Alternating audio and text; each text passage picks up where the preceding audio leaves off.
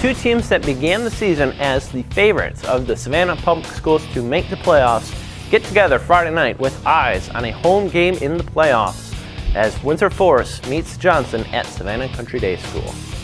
The Knights enter as winners of 3 straight games in which the offense is beginning to live up to expectations many had for it at the start of the season.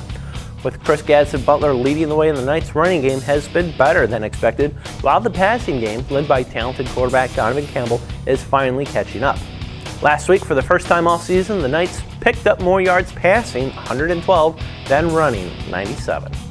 Johnson, on the other hand, has seen its offense struggle in recent weeks.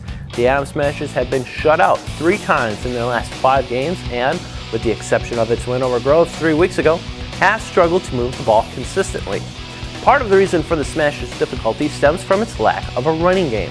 Quarterback Christian Cooper leads the team, averaging just 38 yards a game, followed by Corbin Mitchell at 37 a night. The next highest rusher is Jyree Bird with only 17 yards a game. That puts a lot of pressure on the passing game, where defenses are focusing their attention and making Johnson beat them with the run.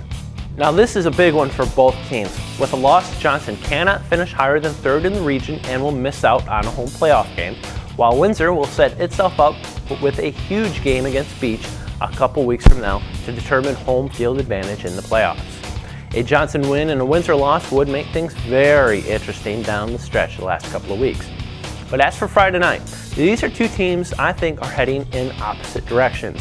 Windsor is getting better and playing its best football every week, while Johnson looks like maybe it's peaked already, with its offense not being able to find a rhythm without a running threat. I think Johnson's defense may be a little bit better than Windsor, but Windsor's offense will give its defense a little more room for error that I don't think Johnson's defense enjoys. And that's why I think Windsor is going to win this one 20-12.